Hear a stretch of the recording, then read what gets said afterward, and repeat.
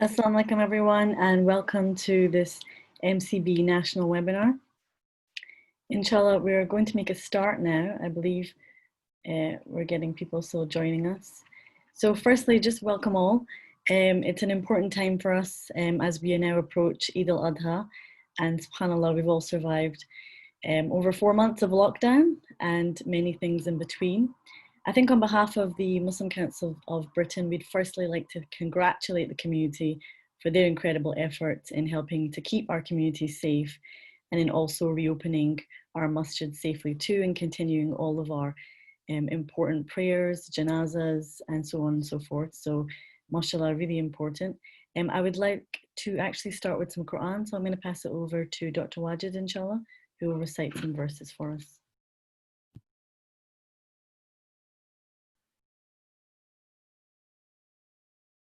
جزاك الله خيرا. أعوذ بالله من الشيطان الرجيم. بسم الله الرحمن الرحيم. لن ينال الله لحومها ولا دماؤها ولكن يناله التقوى منكم كذلك سخرها لكم لتكبروا الله على ما هداكم وبشر المحسنين. Allah subhanahu wa ta'ala says in the Quran, it is neither their meat nor their blood that reaches Allah, but it is piety from you that reaches Him. Thus have we made them subject to you that you may magnify Allah for His guidance to you and give glad tidings to the muhsineen, the doers of good. Surah Al-Hajj, Ayah 37. Thanks so much, Brother Wajid, and mashallah, quite a fitting ayah for the occasion. So really the purpose of today's webinar is to discuss some of our impending challenges ahead, and also maybe to just reflect on some of the lessons learned from mosques that have reopened and some of the experiences that they've had. Overall, again, we'd like to congratulate everyone on a very successful reopening, and also the community in the way that they've been compliant and also supportive of mosque management and the imams, as well as the mosques themselves, who have, actually adhered and gone above and beyond what's been required of them, but also made sure that they've been able to support the community in this phased reopening. And as we know, Eid and Jummah will be on the same day this year, on Friday. And so that with itself comes with many challenges, particularly in how we can ensure enough people, as many people as possible, do get to pray, but at the same time we follow and comply with the regulations. We're going to be joined by quite a few guests today, inshallah, who'll be sharing experiences also of their local lockdowns, and also of some updates regarding the janazah prayer, in which an issue that kind of came up last week regarding some confusion around the guidance. So inshallah, we'll make a start, and we'll pass it over to you, Dr. Wajid, inshallah, to maybe share some of the reflections and experiences from mosques and some advice that we're giving for those who will be doing both Eid prayer and Jummah prayer on Friday. May I share my screen, please? Yes, inshallah. Do I need to? I think, yep, 1 second. There you go. Should be able to share that now. Sure.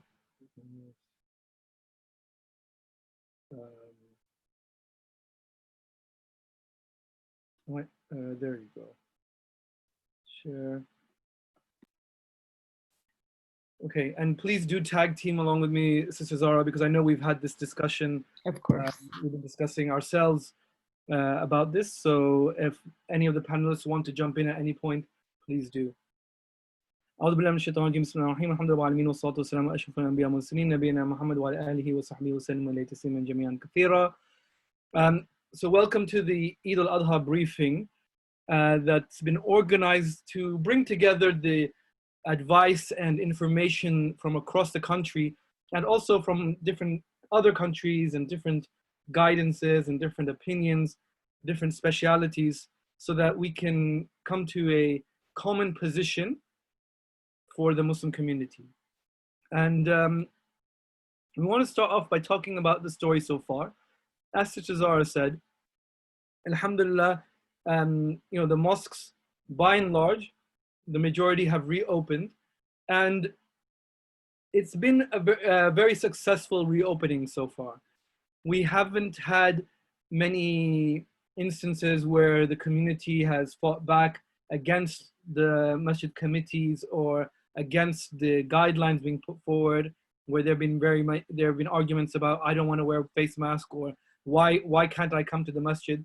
What we've been finding, alhamdulillah, is that the Muslim community and the masjid committees and the organizations have been working hand in hand, and there's a big degree of coordination between the masajid, but also of communication with everyone, knowing that they need to come to the mosque with a prayer mat, or they need to wear a face mask, and that things are going to be different. At my own masjid last week, I went just to observe what was happening at the Jummah, the entrances, and the people who turned up without the requisite material, without any argument, they realized that they couldn't, they can't pray on the normal carpet, so they went home.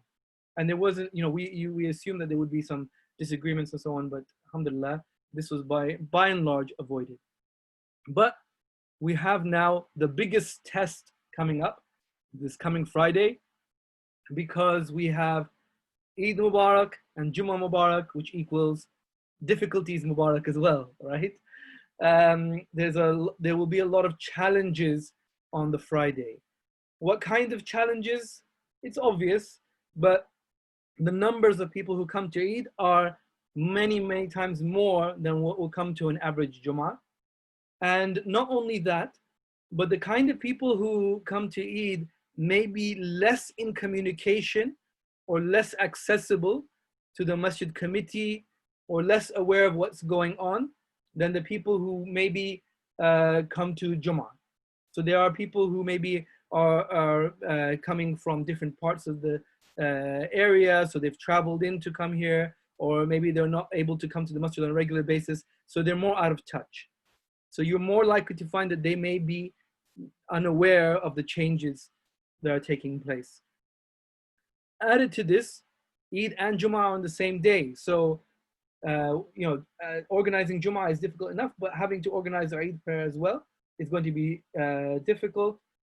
And adding more to this, traditionally, with Eid prayer, it's a family affair. Grandparents, grandchildren, everyone comes along. So that's going to be another challenge. So and adding more onto this, after a Jummah prayer, maybe you'll say salam to the person next to you, and when you're on your way back to work, you're on your way back home. After Eid prayer, people have taken the day off. It's time for hugging, it's time for chatting, it's time for let's go to each other's home. So there's so many more challenges with Eid prayer. So with these challenges, what are the options that we have as mosques and as communities? So this is something that we've been speaking to lots of different communities and finding out what they're doing. And the three options that everyone seems to be falling in are these three options. Option one, let's do Eid prayer outdoors. This sounds like a fantastic option. It's safer. Some studies say that medically, you're 17 times less likely to catch COVID outdoors than indoors. 17 times more safe to be outdoors. You can fit many more people. The space is usually not as much of an issue. It's in line with the Sunnah. The Prophet ﷺ used to go out, to Eid prayer, so it fits in perfectly for us. But there are a few difficulties here as well. You need to get permission from the local council or local authorities. You might need to get permission from the police. You may need to do a specific risk assessment for doing outdoors. And logistically, it's difficult because it's a larger area. You won't have a clear-cut entrance and clear-cut exit, a clear-cut place to put the shoes and so on. So what if there's another, what if people are having a picnic in the rough same area? What do you do? So there are some difficulties here. Actually, Brother Shoaib, you are joining us. Could you speak to us a little bit about what any specific, whether we would need a specific risk assessment if we were going outdoors? Assalamu alaikum, everyone. Yeah, for the outdoors, it needs to be an organized event. If that is what the councils are allowing. Up and down the country, most of the councils are not allowing outdoors prayer due to the fact that it is an increased risk already with outdoor prayers, if that was to be organised, it would need to be organised with a risk assessment, with the permissions from local authority, all the local authority, police, fire, and first aid, ambulance would need to be involved. Updates would need to be given before the start of the event, and basic things such as litter pickering, removal of any animal feces, potential syringes, anything harmful to the public would then need to be scanned before the actual Jummah the Eid prayer starts. So there is a lot involved. It's not just a straightforward pray in the park. It would be something that would have to be planned, pre-risk assessed, and it involves a lot of laws and legalities such as crowd control. It's not as simple as if it was the field of the masjid. There is a lot more involved. Jazakallah. I think that's what you said was the key point we want to get across. I think a lot of people, we're seeing a lot of forwards, a lot of people saying it's as simple as pray in the park. Yeah, I got a park near my house. Why are we praying in there? What's the big deal? And I think what you're telling us is that it's not that easy, right? Yes, it's not easy at all because it needs a lot of pre-preparation. Already with the mosque, we're seeing that we've had to put a lot of provisions in place for the COVID situation. Take that away in the parks, there's already a lot of provisions that you need because it is a public event. Add that to the COVID climate that we're in at the minute. It adds a lot of complication that a lot of councils aren't willing to partake in because there's too many variables. So it is a difficult thing to do anyway, but with infection control and social distancing, it's almost an impossible task. Jazakallah. We have a few more panelists here. We've got Brother Idris here, who's part of MCB and UK Islamic Commission, very heavily involved. He may not be speaking, but he'll be typing in the box. But actually, Dr. Wajid, on this note, Assalamu alaikum everyone. On this specific note, if I give an example of what's happening in Birmingham, due to our collaborative working with the Birmingham City Council, Director of Public Health, they have issued a statement to say that they are considering new applications for the use of parks. There's a separate process for it, but at the same time, and what they've asked is for a COVID-safe operating procedure and risk assessment, but at the same time they've said the use of parks process has a 12-week lead in time to allow officers to consider if the event is feasible from a COVID-safe perspective. So even where you get the council to agree that we can hold open park events, a 12-week lead time is quite significant. So that just goes to show how much effort will be required to demonstrate that you can comply, that we're compliant with all the regulations that we need to. Jazakallah khairan. And last thing on this point, Sister Ifat Nawaz is here. She's the head of the MCB's Legal Affairs Committee, and she's in the audience. I just unmuted you, Sister Ifat. What would you say to people who said, why can't I go, how come I can go to the park and enjoy the garden, play football, no problems, I don't have to do a risk assessment for that. But if I have to pray there, suddenly you're quoting all these legalities and 12 weeks at me. What's going on here? Yeah, thank you, Brother Majid. Assalamu alaikum wa rahmatullahi, everyone. Can you hear me? Yep, we can hear you perfectly. Yeah, okay. I think the main difference is that when you choose to go out and take your family to the park, you're individually responsible for complying with the COVID guidance. If the masajids are organizing the Eid prayers, then they are responsible for how the event turns out. And to organize a public event, you have to get council and police permission anyway. So that has to be put in place. And then that has to be monitored and regulated to ensure that it's in compliance with the consents that they have secured.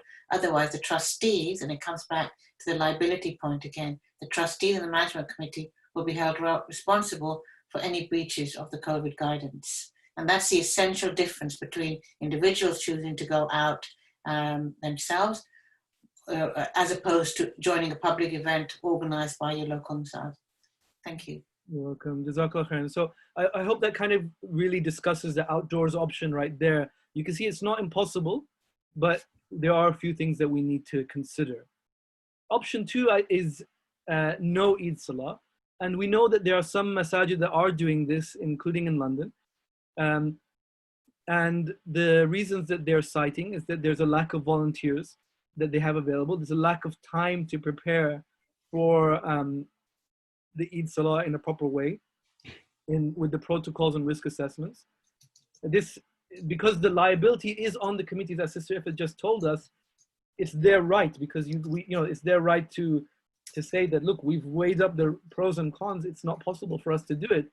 And actually it's fairly responsible, it's a responsible thing to say if you feel like you can't do it, rather than just try to wing it. But there are problems with this approach as well. It increases the likelihood of a rogue Eid prayer or alternative Eid prayer, because if you're in an area and the masjid isn't doing it, but some of the community feels like that's an overreaction, they might try to organize their own Eid prayer without realizing the issues involved. And it increases, sorry, the spelling mistake, pressure on mosques that are open. So if there are 10 mosques in a city, 5 of them are not open, everyone, the people who are going to that mosque will go to the ones that are open, adding extra pressure to them. So it's something to consider on this point. Does any of the panelists want to add anything on this issue of the not having Eid Salah? I can jump in here. With the mosque taking the control already, the mosque has been made to be a COVID-19 secure venue.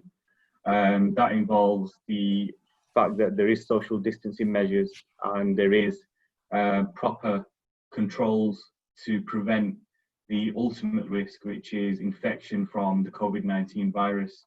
That being said, a lot of effort's been put into the masjids to make sure that we can pray normal daily salah and Jummah salah safely and for the safety of the community. It's not just for the safety of the masjids, and it's not just for the safety of those volunteers who provide the service and assist with the service for the Jummah namaz and the daily salah, and obviously now Eid. It's best that we stick as a community to the most stringent measures, and that would be what is happening inside the masjids and what has been pre-planned. Don't forget that the masjid actually haven't reopened. However, they have opened under COVID-19 specific guidelines and social distancing guidelines with infection control. So I think as a community, we should just adhere and be understanding to the fact that the masjids are opening under great demand and risk to ensure that we as a community have these services and the facility to have congregational prayer and celebrate our Eid namaz. Jazakallah khairan. And just a quick point as well, Wajid, I know that some of the bigger mosques in certain parts of the country won't be opening for Eid prayer, and that really is down to the fact that, logistically they'll have maybe tens of thousands of people that they would have to risk assess and provide volunteers and have capacity for. So it's important that if that's the mosque that's nearest to you, you are supportive of that decision, because there's an immense amount of risk and pressure attached to the mosque. And for Eid prayer, we know it's a significant amount of people that will come, families and crowds and gatherings. So for those mosques that decide not to open for Eid prayer, it is also important for us to be considerate and supportive of that decision too. Jazakallah khairan. And I have to add that everything we're talking about today is very England specific. There are differences for Scotland and Wales, and please do refer to the advice from the Muslim Council of Scotland, Muslim Council of Wales on those on your specific areas, because that's really important that you don't get confused between the different parts of the UK. So finally, what's the option 3? This is the last option, and we're just going to take a few minutes on this. It's multiple congregations.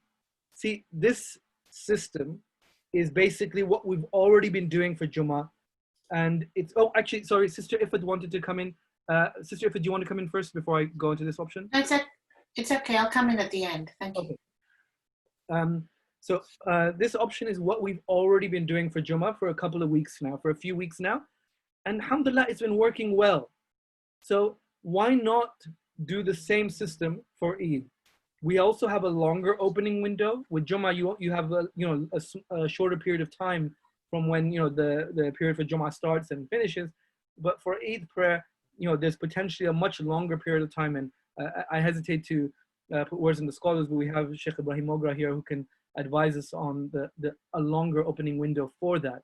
And there's a lot more flexibility with Eid prayer as far as I know, in terms of the length of time that you can spend there. We don't need any fresh protocols or assessments if we're going to use the same system and the same venue as we do for Friday prayers. And it fits in with the Jummah plan on the same day, because if you have a separate plan for Eid and a separate plan for Jummah, so you're shifting between plan A and then plan B in the same day, that can be confusing. So that makes life easier if you have the same plan for both. So same entrance, same exit, same management, etc. Booking will be important, and crowd management will be also important, and we'll discuss a few of these issues in just a tick. So actually, let me, if I just discuss a couple of these issues, and then I'll open it back to the panel to give us their advice. This is the advice that I think, we have a group with health and safety experts, legal experts, medical experts, mosque leaders, people from community leaders from the different parts of the UK. And when we looked at the different ways of opening up, this was the most logical way to do it if we were going to do it. Do it like you do Jum'ah prayer. There's a few things that you need to be aware of. You need to educate the community, because like we said, there are more people going to come to this than the normal Jum'ah prayer. So they need to be more aware. What we've done to help educate the community, the MCB and BEMA, British Islamic Medical Association, have put together a short infographic that is available on the MCB website that you can share. It gives you the key information about Eid Takbir, for example. The government regulations are that if it's indoors, you keep it to one person. Keep it to one person reciting it loudly. If it's outdoors, it can be a few more people. The information on not hugging or shaking hands, keeping the time short, having multiple congregations, and so on. So you should try this next few days that we have before Eid. Let's educate the community, especially your local community, so that when they come, they're more likely to follow the rules. The other thing is pre-registration. Pre-registration is more valuable for Eid than ever before, because even you won't get 100% pre-registration, but if you're able to get a good proportion pre-registering, then you have a better idea. What you don't want is, 70% of your people turning up to one Jama'ah and then 10% turning up to the next one. So you want to be able to space them out as much as possible. There are various ways that you can use that. The Salah Space app is something that a lot of people are using, but Eventbrite is also a free option that you can use that's out there if you would prefer to use a different option out there. And then there are other options that local masajid have come up with for pre-registering for their Jum'ahs. But pre-registration is something that you can start from now. Start from this evening till till the night before Eid, and you will have a good idea of where you're spacing people out. When you pre-register, it's a good idea to keep some spaces in your pocket for those who are not technically up to date, and also for the people who just didn't get the information. The other other thing to know is that you need lots of volunteers. Why do you need lots of volunteers? This is just giving you an idea of a potential program that you could have. 7 a.m. first Eid prayer, 8 a.m. second, 9 a.m. third, 10 a.m. fourth, 11 a.m. fifth Eid prayer, for example, a break, and then 1:30 first Jum'ah, 2 p.m. second Jum'ah, 2:30 third Jum'ah. You can see 1, 2, 3, 4, 5, 6, 7, 8. Potentially you have 8 shifts there. Between each shift, you have to get people in, out, touch surface cleaning, in, out, touch surface cleaning. So managing this will take quite a few volunteers. If you have the same 5, 6 volunteers running from the whole day, it's not really fair on them, and they're going to be really burned out by the end of the day, and they won't really get to enjoy their Eid. But if you have a big number of volunteers, you need brothers and sisters, then you'll be able to have people doing, you know, first shift, second shift, third shift, and so on.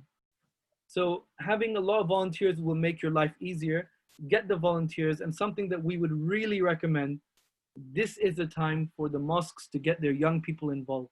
This is the time, get the youth who are looking for ways to engage with the mosque, looking for ways to be of value to their community. Get them involved now. You will not be disappointed by them. You will, even with teenagers, students, you will not be disappointed. They will really step up to the mark, and they have been doing so recently. Crowd management is incredibly important. So this is almost the final point, I think. You cannot start your management at the front door and end it at the front door, because otherwise what will happen is that outside the front door, the people will be communicating, hugging, and just standing around.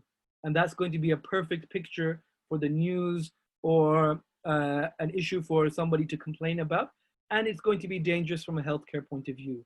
You need to be managing the crowds, not just inside the masjid, but you need to have 1 or 2 volunteers outside to make sure that people are sticking with the COVID safety guidelines. So that's all the advice we have over here. But I'd like to open it back to the panel to any other advice they'd like to give before we move on to the next sections, inshallah, about COVID, how to open in a COVID safe way, inshallah. We've had a couple of questions, and some about maybe the timings, how much time you should give. A random example that I gave. It doesn't have to be this. It's just illustrating the point that you could potentially have up to 8 different congregations within one morning. So you need many volunteers. But I think Brother Shoaib is going to answer.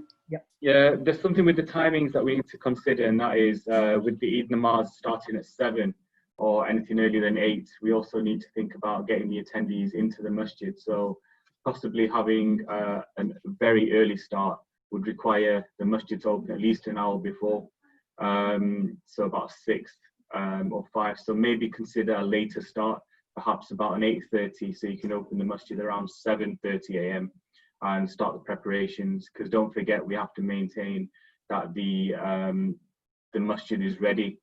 All markings, posters, checklists, they're all ticked off in the morning for the cleaning schedules, and we can then slowly bring everyone into the masjid. Don't forget, on the doors as well, we'll be checking potentially for temperature, shoe bags, as you would for Jummah Salah. So allocate yourselves a bit more time in the morning for the earlier starts, because of the fact that there will be further checks to be made due to the COVID risk assessments that a lot of the masjids have carried out. Dr. Saab, I just wanted to add that we're running a special training session today for all our volunteers. Normally we'd get by with about 5 people. We've got 25 people that we're planning for Eid and Jummah, and it's very similar to what you've said. We're looking to start about 6:30 in the morning, and every hour we're holding a Jamaat until about 11:30, and that's to allow for the cleaning that needs to take place in between every Salah as well. And we've allocated responsibilities, split out duties as well. It's really important to do the dry runs as well. So the idea is that people shouldn't only be opening on Eid day. It's really important for the volunteers and the management that they've already opened for congregational prayers beforehand, so that on Eid day, it's going to be exceptionally busy. So the systems and processes need to be absolutely slick, and everyone needs to know what the responsibilities are. If there's a failure in any of that chain, it could lead to chaos. So it is really important that those protocols, videos are made, they're on the website, they're shared. The people, both the management, the volunteers, and the congregation are all familiar with what's going to happen on that day. And the second thing is that I agree with the pre-registration, that we've got lots of people may well register online, but we're going to supplement that by having a registration desk after each salah for the preceding couple of days, where people can book a slot at either one of those, both for Eid Salah and for Jummah as well. So that registration process, the control of people and numbers, is going to be the biggest challenge on the day. And the second piece is going to be around what do you do? What happens when you say no? Because managing behaviors is going to be the second highest risk, in my opinion. Thank you, Brother Idris. And just a quick point from Sister Ifat, and then we're going to move on, inshallah.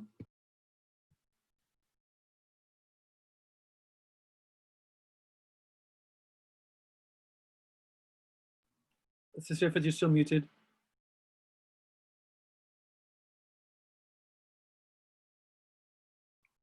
Hello, can you hear me? Yes. Yeah, sorry. I was just saying that I think the previous speakers have covered most of the points that I was going to cover. I would only say that with Eid being, quite near now, if any masajids are thinking of opening for Eid prayer, they should be well advanced in their preparation. Because like Brother Wajid said, that some councils need a long period to consider whether or not outside venues are going to be allowed or not. So, there is a lot of guidance online about organizing public events and about the licenses, the permissions, how to organize your volunteers, how to crowd manage, looking and checking on your insurance and whether or not that also allows what you're planning to do. And whether there's any specialist guidance on this as well. So, the trustees and management committee should have already considered this and possibly made a decision, yes, we're going to open for Eid prayers in the masjid, or we're going to hire a venue outside and put all those processes in place. So it should all be well advanced, really. Thank you, Sister Ifat. I'm going to bring in Sheikh Ibrahim Mogra now. There's been a couple of questions, Sheikh Mogra, before we discuss kind of the implications of the Leicester lockdown. Some regarding, the importance of having Eid prayer and Jummah prayer, or whether you can leave Jummah and just have Eid. Bismillah ar-Rahman ar-Rahim. So there is a difference of opinion amongst all the schools.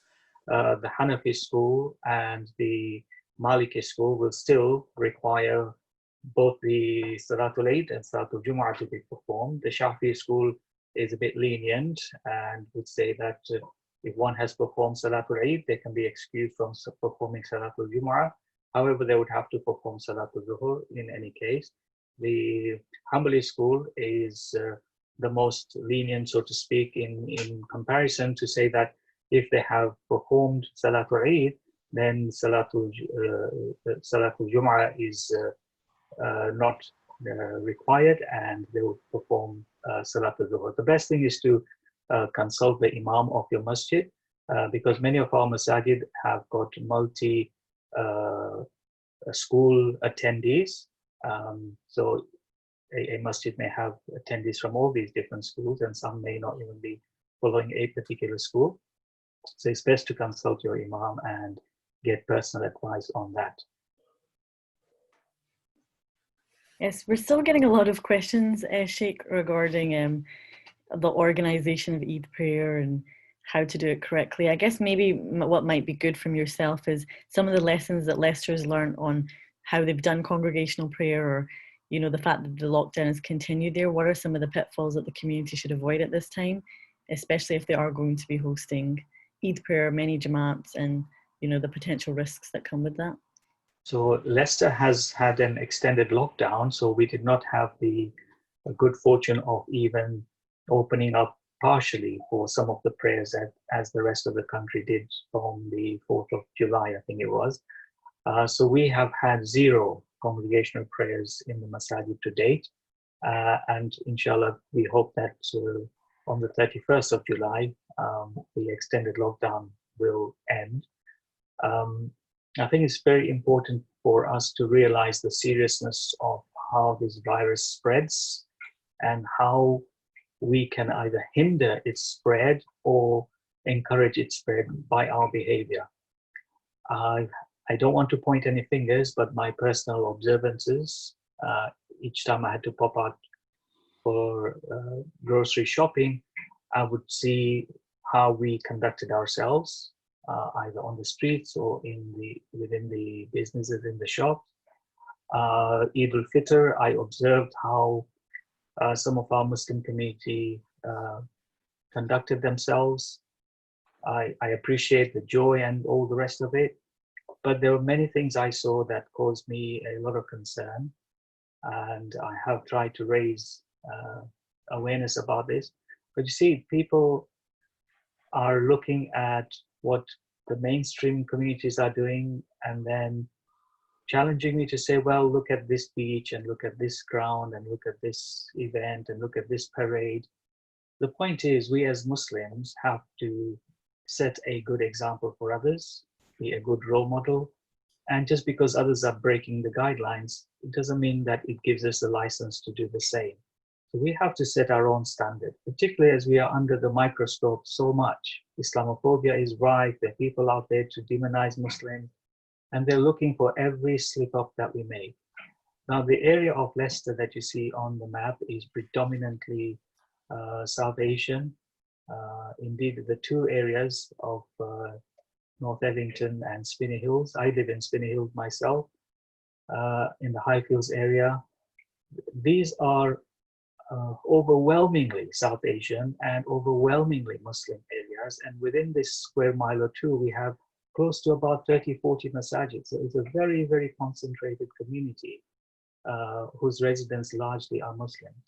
I've seen how Spinney Hill Park, which is in the middle of this community, has been frequented by our young people, by the elderly, by all sorts of people, many failing to observe social distancing. There have been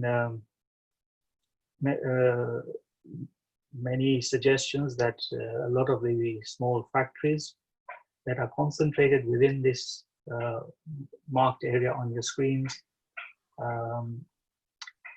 close to the city center, close to the two mainly affected areas, were actually operating during lockdown.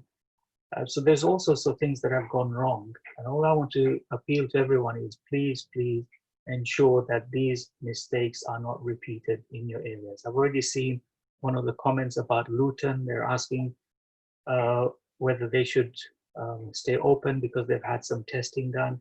My advice would be, look, the fiqh and the Sharia is very, very clear. There is no question about sinning. If you suspend prayers in the masjid, you are not sinful. I would say if we jeopardize the safety of the worshippers, then actually we as mosque management trustees would be guilty of a sin, that we are endangering other people. So this requires a lot of courage, leadership. We are in leadership positions in our masajid.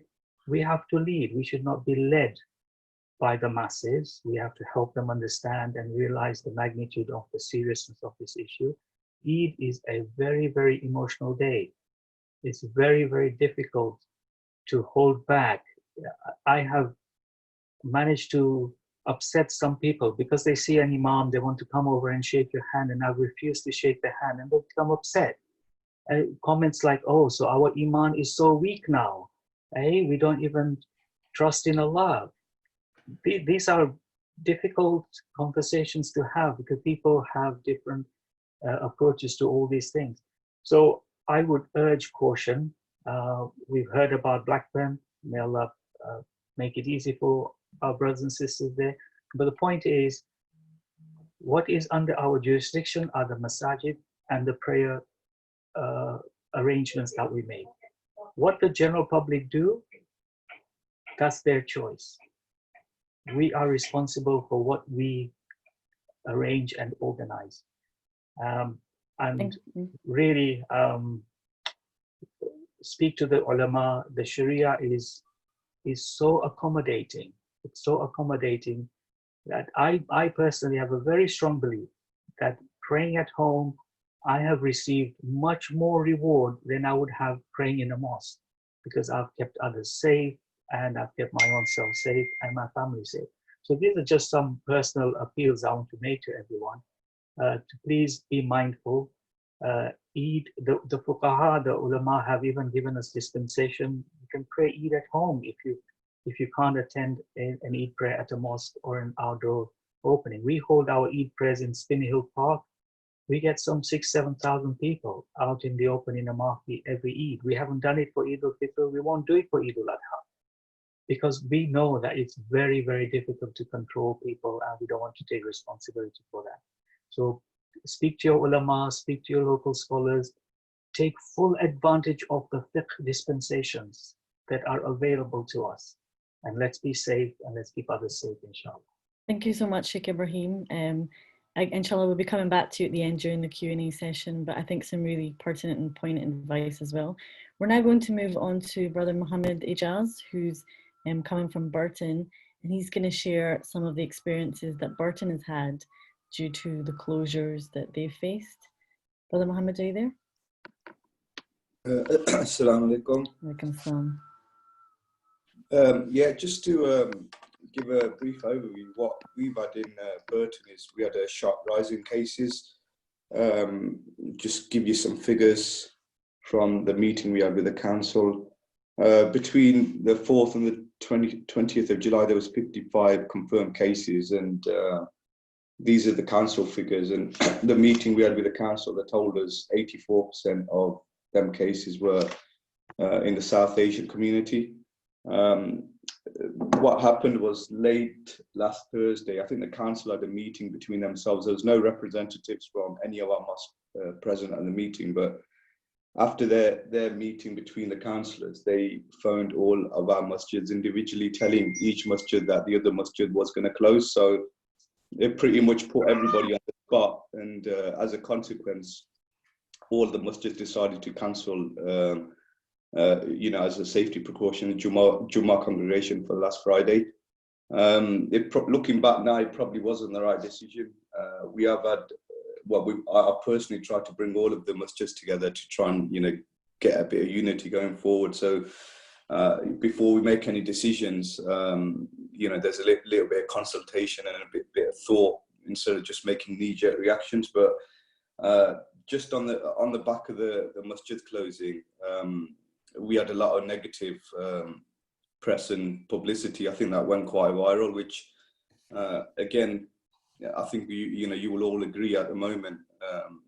A lot of fingers are being pointed at the mosque and the Asian communities, and we haven't got one single confirmed case that has come directly from a member attending the masjid.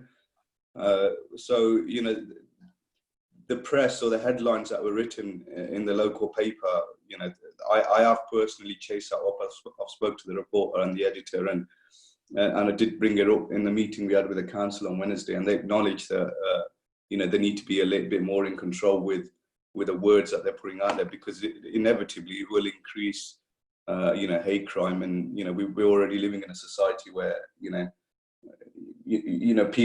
people's perception is that the Asians and the Muslims are causing the problems. Going forward, with regards Eid Salah, what we're trying to do is, at the moment, for us guys in Burton, the Eid in the park is not an option because of the rise in the numbers. They're actually considering closing the parks. But again, going back to the closing of the masjid, there was no lockdown, there was no closures for any businesses, any pubs, any churches. It was just, the mosques were targeted basically by the council. They were, the pressure put on the mosque for the mosque to close. So as it stands at the moment, we are having, the 5 daily salahs in all of the masjids, with very small, limited numbers. But going forward, again, the council haven't really given us any clear guidelines, and that is again, a message to all of you guys across the UK. I think a lot has been discussed, and there's been some very good points made. But the meeting that we had on Wednesday, and I had to put a bit of pressure on our council and challenge them and said, look, we're following all of the guidelines. In fact, I think the mosques at this moment in time, you guys will agree that they are probably the safest places to go. because of the extreme, measures that we've taken. But from the government and the council, coming back in terms of communication and guidelines, there's no clarity. I asked 2 or 3 questions to our local councillors. What figures are they using? To open and close a mosque. Is it the R curve? Is it the rate of death, the rate of infection? They couldn't answer any of the questions. So, from the local authorities back towards, in terms of information and guidance towards the mosques and the community leaders, they need to be a little bit more clear and give a little bit more guidance. At least it gives the mosques a little bit more chance for short to medium term planning. And it helps with communication, because when you have to close a mosque, within 3-4 hours notice, and naturally the congregation start asking questions, and it does create rifts and tension within the community. So yeah, from the information that we can give from Burton going out, the other communities around the UK is, I think we do need to ask a few more questions and put a little bit more pressure on the councils and the government to give us a bit more clarity and guidance with with information. Thank you so much, Brother Mohammed. I think quite an important point you made there, which is we shouldn't just take the blame and accept it. We need to also challenge and ask what exactly is that. What are we exactly responsible for? And I think that's really important. What we've seen is mosques are following a very high standard in their approach to reopening. And it is really important to ask those questions and make sure that, it's fair in the treatment and also in our questions.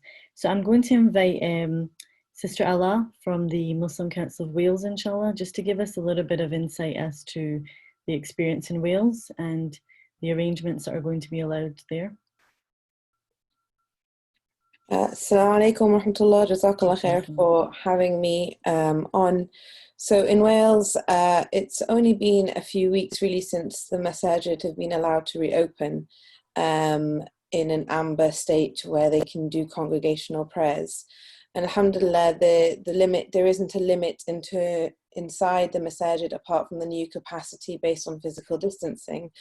We were hoping to have more permissions or more allowances for outdoor worship, but unfortunately, or fortunately, depending which way you look at it, the outdoor worship is limited to 30 people, must be organized by a legal entity, and must have control of all boundaries. So it's made it very difficult for the masajid in Wales to conduct outdoor Eid prayers.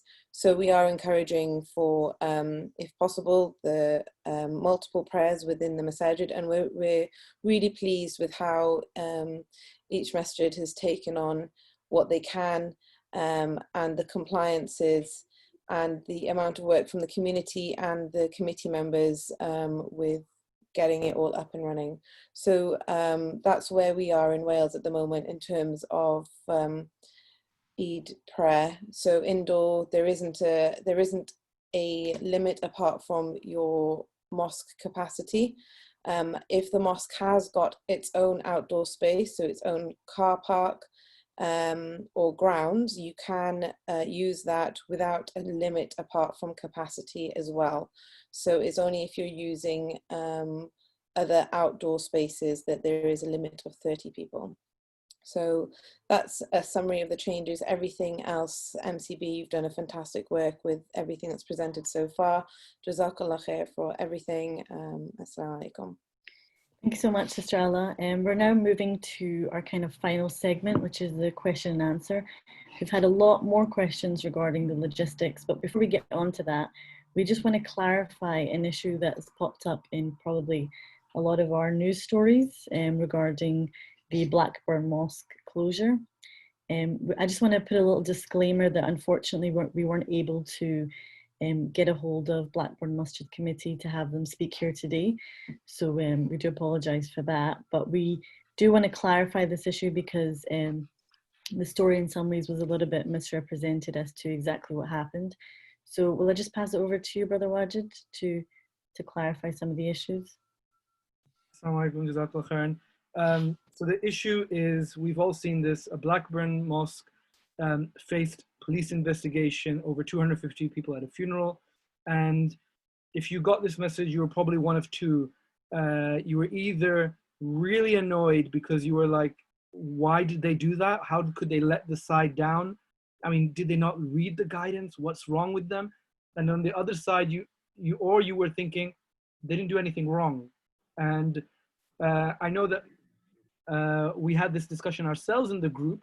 So, you know, even amongst the health and safety experts and the medical experts and all the other people, we weren't 100% sure what was the right thing either. But in order to give us the correct advice, Brother Shoaib, who's a health and safety expert, mashallah, will go through and tell us what is the correct thing to do, inshallah. Assalamu alaikum. So just going back into the Blackburn Masjid, the mosque was closed voluntarily to protect the community. And that's, I think, a responsibility that the community needs to think about as well, that if we do find signs or if there is an increase in COVID symptoms in the community, then we need to take that responsibility for the community. I think that's what Blackburn Masjid did. The Imam having the actual symptoms, there's no proof that that was from the masjid itself, and that could be picked up from anywhere out and around the community, supermarkets, town centres, with no statement from the police. So if you read the actual news article, there's no statement from the police. The press have taken the story and said that it's been a closure. It was a closure, but it was voluntarily done by the Blackburn Masjid itself. With regards to the 30 persons max, the regulation is for homes and gardens only. However, if you are a venue that is able to follow the COVID-19 secure guidelines, as most of the masjids up and down the country, Wales and Scotland, are fully able to do, and have all the measures in place, such as social distancing, have the volunteers, have posters, have signage, have done the communication with the community. The imams who are in charge of the prayer halls are at the start usually giving the announcement that, brothers, please maintain your distance. And at the end of, after the du'as have been made, at the end of the actual salah, there is also, I've seen many reminders going out that brothers, please do not congregate, and sisters, obviously, in some of the masjids. So these messages, we are doing them. These measures, we have them. And the control measures that the masjids have are, like one of the brothers said earlier, the most stringent. You won't find in the country a more COVID secure venue than our masjid. So the amount of work that's gone into it, I think we're more secure than most of the supermarkets. That being said, we are COVID-19 secure venues. So ultimately the guidance says 30. However, it's 30 or more if you are a COVID-19 secure venue. There is something on screen there that actually is an extract from the guidance, and it's clear venues that are able to follow the kind of COVID-19 secure guidelines may host larger groups. So I think that in itself, we can get more clarity on that, but I think that alone stands to say what the actual guideline says there. Jazakallah khairan. So just to conclude, if I may, I'll conclude this section and I'll conclude the main learning points. So what are the main learning points that we have from what Brother Shoaib is telling us? If the janazah prayer, and this is something that Brother Idris, I don't know if you want to come in, but yeah, I can explain. Yeah, inshallah. He won't say this, but he personally pushed Public Health England to give greater clarity on behalf of MCB, inshallah, to give greater clarity about this for the Muslim community. So well done. Alhamdulillah. No, it's all, that's fine. Listen, on this topic, we met with the Director of Public Health in Birmingham, and we helped them understand the difference between janazah prayer and a funeral prayer, which is what we call janazah prayer, and a funeral service. And the guidance that the government had issued was only in relation to funeral service, which is a separate set of rules that apply to it. When we explained that the janazah prayer can follow immediately after any of the 5 daily congregational prayers, that specific nuance was taken back up to DCMS, and they have now issued guidance to say that if a janazah prayer is performed immediately after a COVID-19 compliant congregational prayer, i.e. you've got maybe 100 people in the masjid, then the 30 limit doesn't apply in that instance because we're already complying with the social distancing and the PPE. However, they did say that when it came to the viewing of the deceased, the face viewing, then the 30 limit does apply to that. So there is a slight difference because that 30, the viewing is considered part of the funeral service. However, the janazah prayer, the actual performed straight after the congregational prayer, that is permitted with the larger numbers. So that is a specific guidance that we've had come back to us on that topic, which makes it easier for us to manage the funerals. Just to be clear though, this relates to only the 5 daily prayers. If a separate funeral prayer was to be conducted in the masjid, then it would only be the 30 limit would only apply. So this concession is only linking to the funeral prayer being immediately after a congregational prayer. Jazakallah khairan. And Brother Muhammad Umar from the National Burial Council, Muslim National Burial Council, wanted to point out that a janazah prayer held at a funeral location at a burial ground does not count either. Therefore, the 30 limit would apply, or any limit that the funeral home wants to put on there. So he wanted to add that point, inshallah. So just to conclude, inshallah, on all these points, before we go to the question and answer session, I hand back to Sister Zara. What are the main lessons from today's meeting? Number one, Eid is coming on Jummah. It's not an impossibility. If you are able to do it outdoors and you can do it COVID secure and you've got the permission from the authorities, that's fantastic.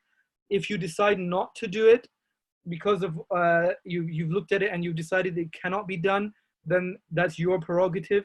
And for most other people, let's attempt to do a multiple congregational system with adequate number of volunteers that we're going to get involved, inshallah, with adequate education for the community, with pre-registration as much as we possibly can, and with steps to ensure crowd control before, inside and outside the mosque, and before and after prayer, because we know that this is a safety issue, but it's also a publicity issue for the Muslim community.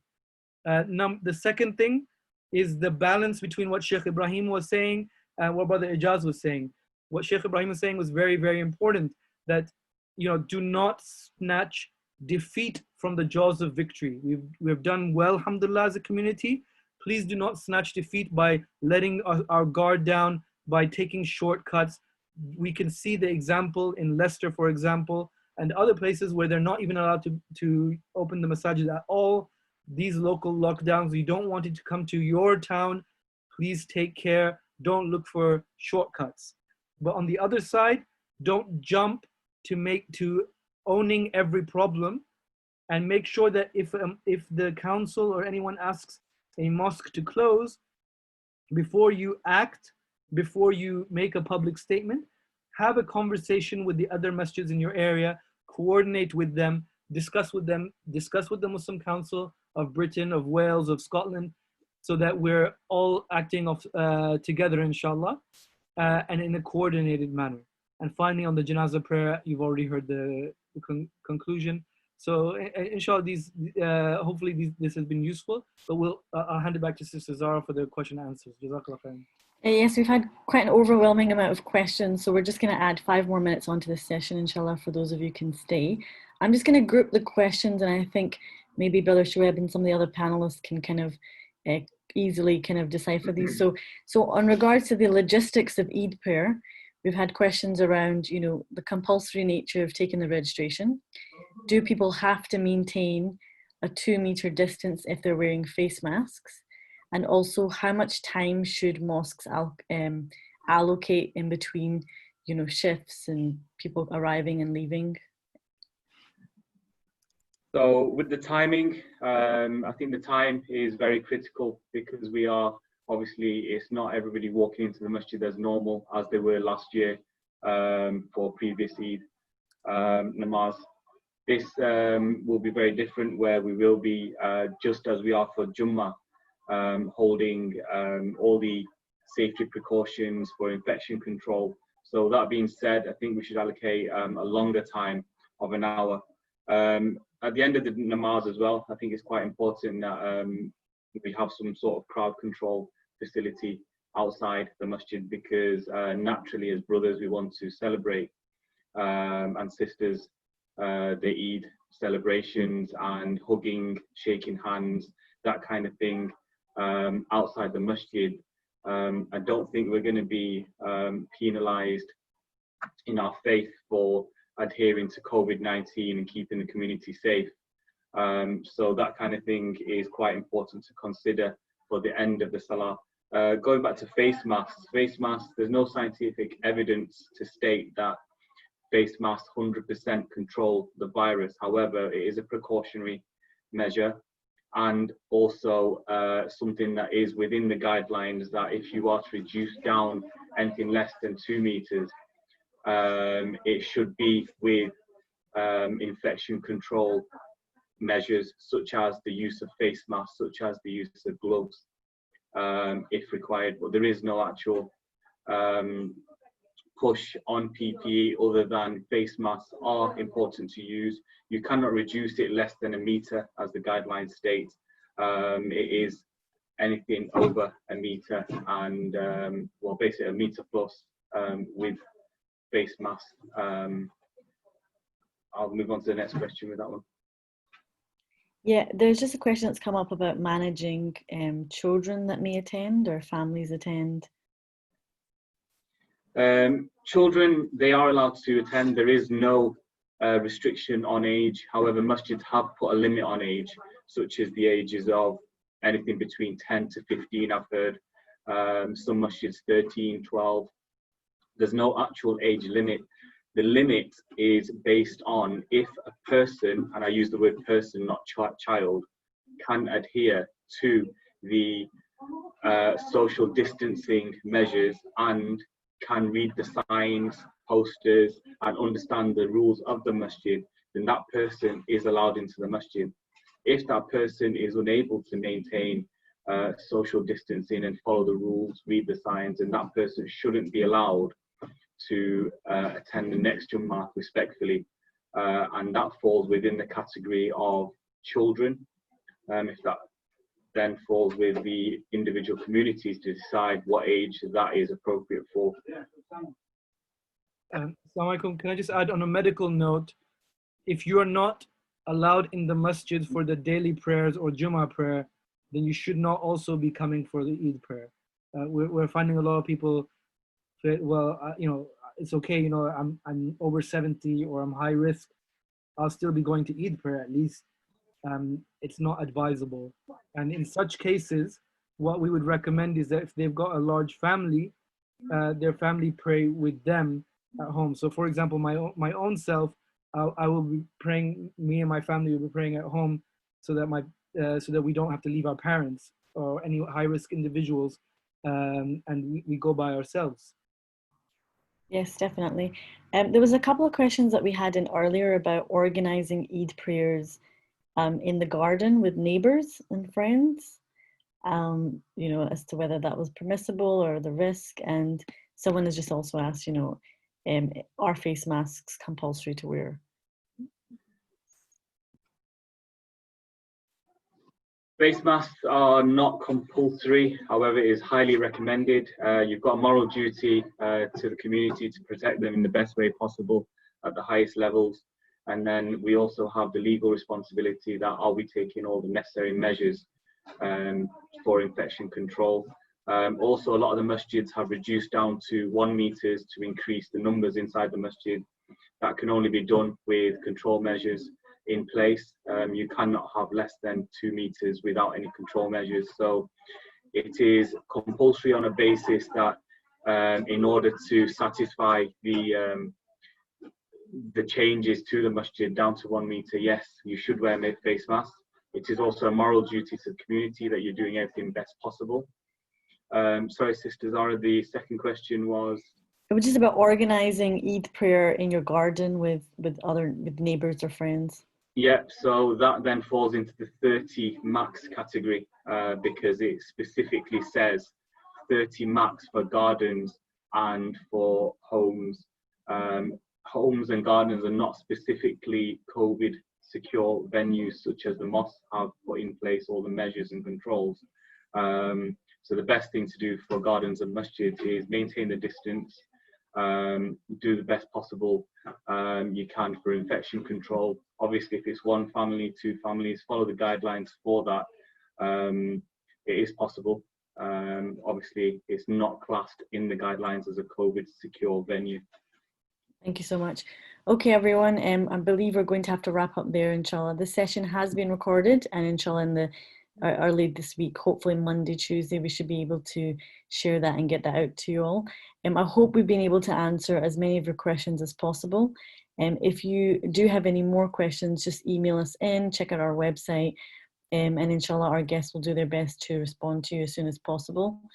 I think really the basis of this webinar has been to help support you on the journey of having a safe Eid prayer if you are going to be hosting it, but also to encourage you to remember that the virus is still very much a threat.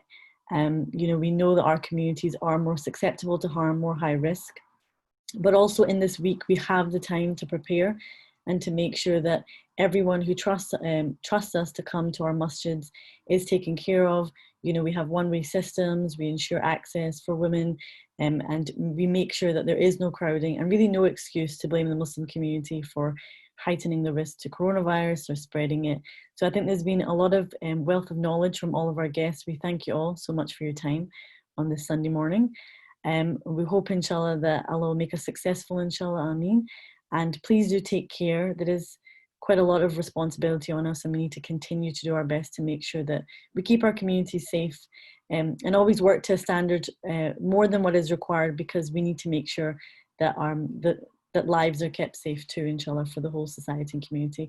So on behalf of everyone from the Muslim Council of Britain, thank you so much for joining us this morning, inshallah, and take care. Assalamu alaikum.